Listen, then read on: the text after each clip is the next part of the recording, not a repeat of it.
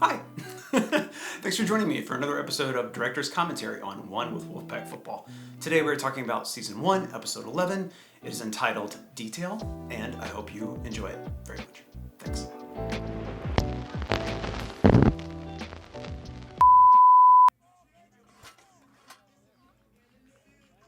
The Jugs Machine. I can speculate as to why it's called the Jugs Machine, but basically just a machine. Throw a ball in it and spits it out real fast for receivers to practice and catch. They're not detailed ideas. They usually don't work because somebody's going to. I love this song playing underneath this. This is carrying that into a player. You know, there's a lot of schemes. Appointments by Julian Baker. Players that really understand the detail of that play, as opposed to just the big. Her whole album, this are going to be better. Turn Out the Lights, just It's heartbreaking and beautiful. And I just really like the ambience of the opening look of the song. So I want to throw it in there. You want to have detailed practices. And we do that as coaches. We sit in there and before we practice, we go over every single period, every single So sometimes these opening segments are real short. Sometimes they're a little longer. As well as with every segment, there isn't like a, each segment is not a set length every single week. Sometimes the opening segment is 2 minutes long. Sometimes it's 4. Sometimes the very last segment is 90 seconds. For me, when I was making this, it was all dependent on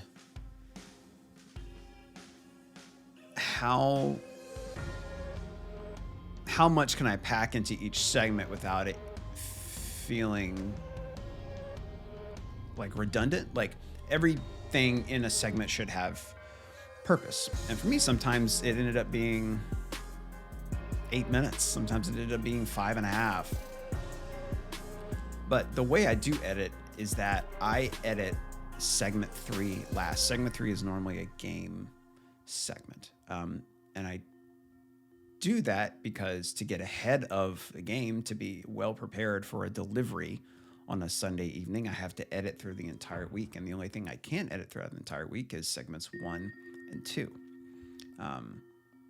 So once I have that done, I'm then working on 3 and 4. Normally what I'll do is I'll probably do 4 before I do 3, because number 4 is usually it's the end. It's post-game locker room. It's last-minute sound bites. It's reactions.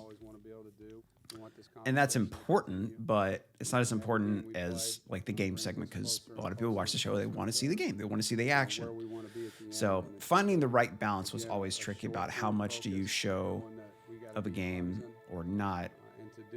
In my experience, it is better to show too little than too much, because too much for me just kind of drags, and too little leaves you wanting more, but not from the standpoint of like I feel like I missed out on so much.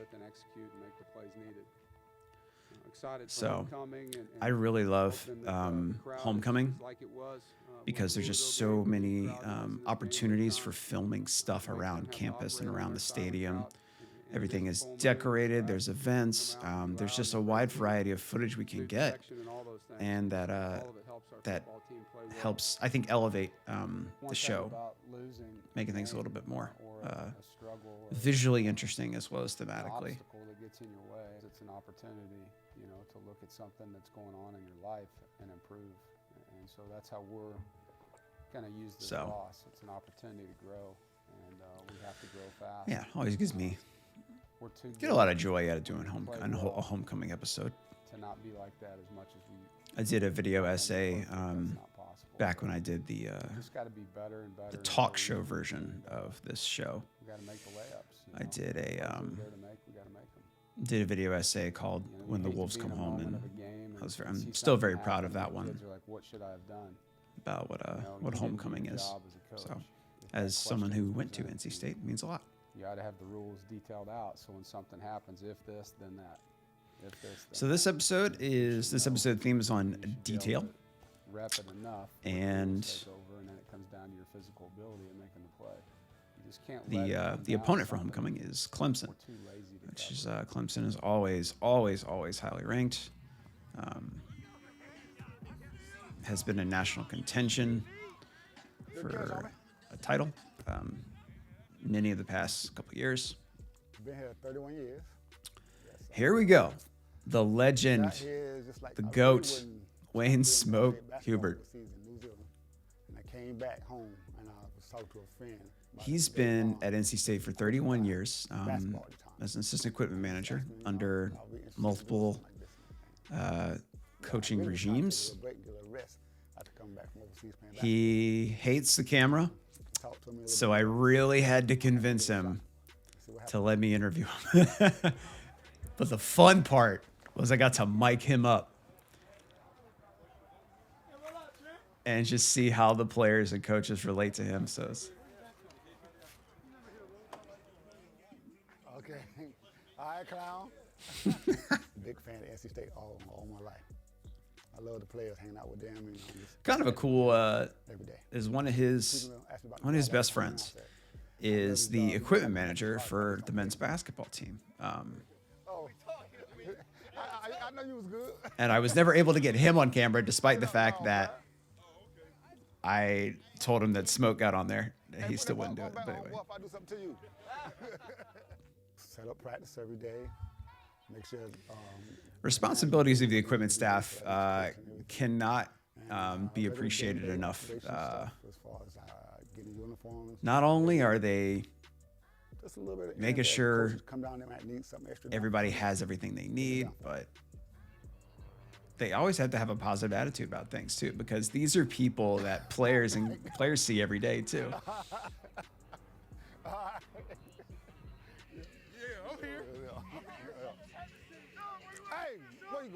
Knowing Smoke was mic'd up, the players got a joy out of that. You need your chain. Yeah. You don't get my chain. I'm in. What's up, baby? You good? Living life. Love it. I love it. No doubt. No, I think I got a great relationship with all the staff. We talk all the time. Sometimes we talk football. Sometimes we talk just like regular life stuff and everything. Yep, everybody, great people. Huh? We good? Whatever I we want. got even now. I love it here.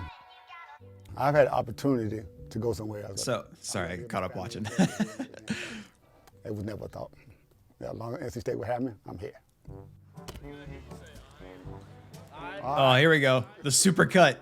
All right. Yeah, all right. I'm making my own self laugh. Yep. The super cut I'm going up right now. of Yeah, right. You wait. Yeah. It's a lot of fun. Something he says all the time. Yeah, okay. Huh? Negative. I just love seeing the relationship, the familial relationship, I guess, between players and staff. Like, it's different than players and coaches. Players and staff is a lot of fun because they're not necessarily responsible for like the game time decisions on the field, but they're still an integral part of the success. So here we go. We got Nyheim Hines, running back for the currently Buffalo Bills.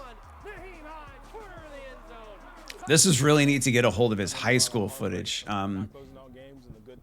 I worked with my buddy Adam Carroll, who worked for the town of Garner, to get some of that footage. He recently did a story on Nyheim Hines too, so he hooked me up with some of his high school film, as well as some shots of Garner, which we will highlight in this episode as well.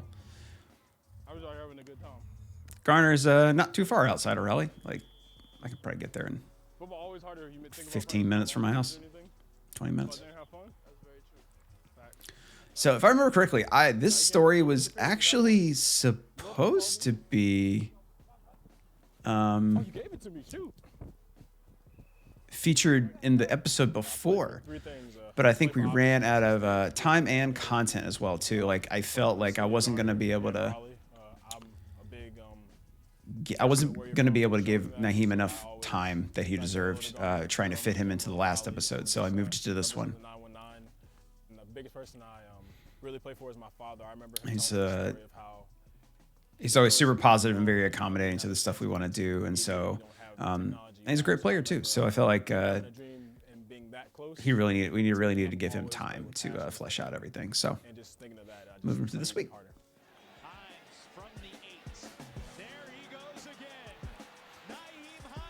And because of his position and because of the way the offense is run, I had the opportunity to have just a bunch of plays by him as well as really good calls. So it's always beneficial to mix up what we show during a player's story. Because you show highlights, you show them practice, but to have those sound bites too really helps elevate the edit, I think. So it's really this was another thing where I was like, oh, I think I am starting to do a better job of telling these more personal stories. Say something to Wolfpack Nation. Wolfpack. There we go. That's good right there. Shoot. Right on the play. Of them players, the camera. Tailgating footage. I love tailgating footage. I've said it before. It's a lot of fun. Man, look at that port. Looks good. Current track playing right now is North Cac by G. Yamazawa, featuring Jay Gunn and Smigo. Really good song. They're based out of Durham, so close enough to Raleigh, right? To try and feature some North Carolina music in a homecoming episode. You know, and so I told the guys yesterday, you don't have time to lick your wounds, you know. This stadium to us has got to become our advantage. And one of the rare moments where we do include interview footage in the game segment, and I think it was important to from the student section where they're just incredibly nuts. Showcase how loud Carter Finley Stadium can be when it is a packed house and when it's been a process. Everybody has so much energy Not to that we bring. haven't always had great fans, we had, but the education of we need them there because it makes it harder on Clemson. They need to understand that and the value in them staying in. So any opportunity I can get to show offense in the third quarter football adjacent to things like fans and tailgating is a lot of fun. Because a lot of times personally I don't get bored, but there's only so many angles and so many shots you can get after a while. So you got to think of ways to keep things fresh, whether it's filming something related to your main subject or it's getting weird and maybe playing around with angles, like film something upside down, film something at a cockeyed angle, or move the camera around really crazy, like, or follow a shot of your preferred alcohol as it goes into someone's mouth. You know, just something different.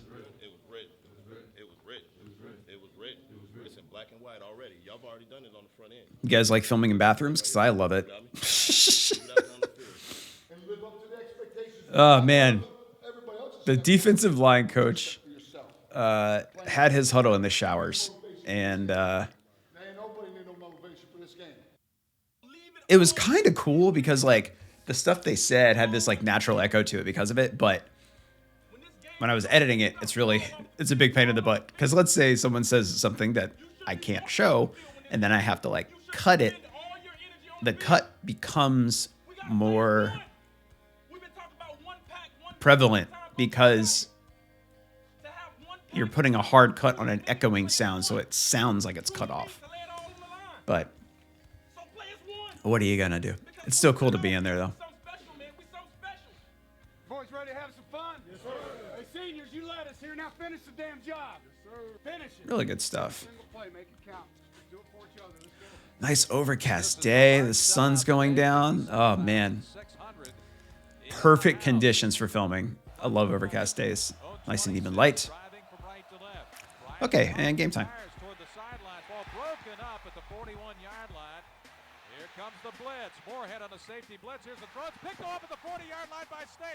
Nice. Here's a three-man blitz, and Finley's hit as he throws, fires Oof. long, and Harbaugh down at the 5-yard line, into the end zone, touchdown State. What a catch. What a throw. Really good stuff. They fake the rocket sweep, and Bryant's going to keep it over the right side. 40-yard line, 45-50, and into pack territory and down. On the backside, make sure into the boundary. Make sure we're ready for all the individual routes. These huddles are tricky to get because sometimes you can barely hear them, and subtitles at a certain point I can't hear it enough to like put subtitles in. So when it comes through very clear, it's great. It's a rare happening, but it really works. Oh my gosh. Wow. Don't remember this at all. So why am I playing upbeat music when Clemson runs it back? This game is relatively evenly matched, so that's why we wanted to keep the tempo the same, because it's go go go from both sides of the ball. At least up to a certain standpoint. Like, we don't keep this music throughout the whole thing. So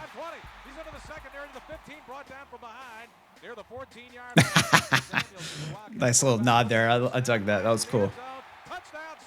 See angles like this. I'm talking about, you film the same thing over and over again. So trying something where the touchdown attempt is somewhere in the frame, but it's not the focus of the frame.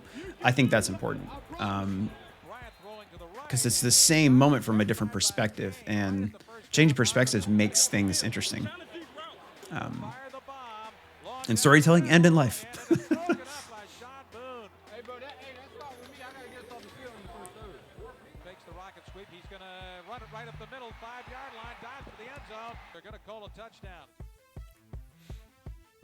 Close game.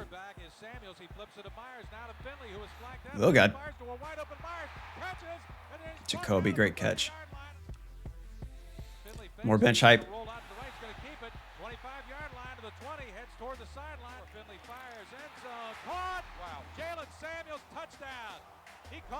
Oh, man, what? I forgot about that catch. That's a great one.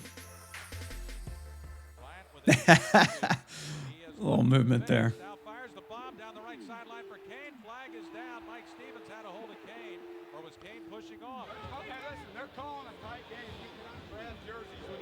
I really love when stuff like this comes together. Like, you have context for everything. Like, we have a call where there's a penalty, and then Coach Doran is talking to the players about penalties. Like, it might not mean anything to you, but for me, that's really cool when stuff like that comes together. Like, you have the opportunity to cover something that you don't necessarily even think is happening. Like, I don't know.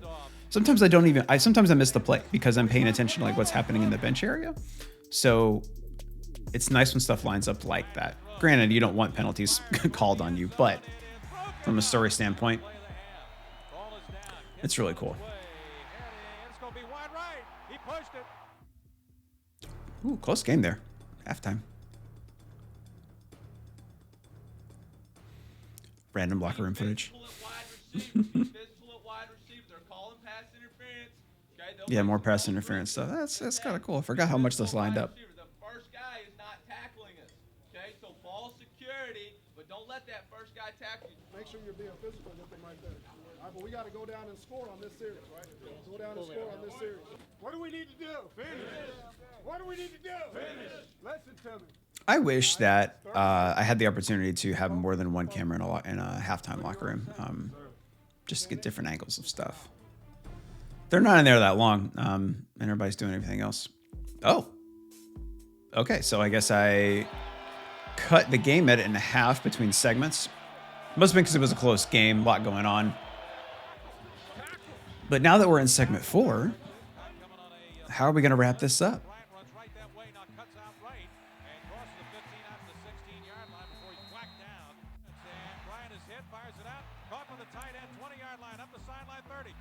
Who knows?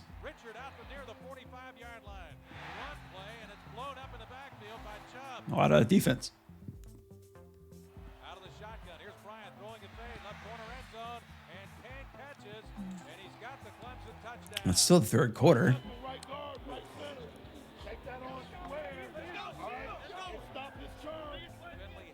I can't imagine if I talked and yelled that much during the game how much my voice would just like deteriorate over time. Running straight ahead. I don't think he made it. He'll hand it away to Beaster. Big hole up the middle. He's into the secondary. I'm- 30. The race is on. He's the midfield. I think I could have done a better job 35-30. with this last segment. Touchdown, Beaster. It's not really coming together. I wonder why I ended up doing that. Because second before we should be wrapping things up, and now we're entering the fourth quarter. Over the middle. It's caught at the 40-yard line by Harmon. Makes a tackle. 30-yard line. Still moving. So this probably should have been. Finally slammed out of I should have just been more picky about the plays I incorporated in the game edit. Now, granted, like you know, people love the game. They want to watch the game. wide open Myers. Caught it. Touchdown. But that's not what this show is, though. This show is not about the game. It's about these people. Because you can watch highlights. You can watch game stuff anywhere. This atmosphere is really cool, though. I think I could have just tightened it up a lot more. Up some pressure. They're coming on a one-man blitz. Handoff. Especially because we're in the fourth quarter now. Finley out of a pistol fires the slant. It's picked off at the 27-yard line. Be ready. Here's Bryant. Just little bites like that. Left side turns the corner. Any little tiny bits you can include in a game edit to try and break things up. Like I mentioned before, they just add something to it. Finley out of the pistol. Handoff to Gillespie. He's into the second level. He's to the 40-yard line. He's to the 50-yard line and down at the Clemson 49. We're approaching the 2-minute mark. Because the music is playing underneath this, it's very. Way it is good. It's just low and slow. Right side. He's stopped. Um, He lost the yard back to the 41-yard line. Let's win this game. Here's Finley throwing. so that guy that just yelled, "Let's win this game," that's Joe Sculthorpe, who is currently Here's a throw. Harmon catches right side. in the yard line. WWE wrestling circuit as Hank Walker. Finley dropping. That's kind of cool. Looks, he steps I was a big pro wrestling fan growing up. 5-yard line.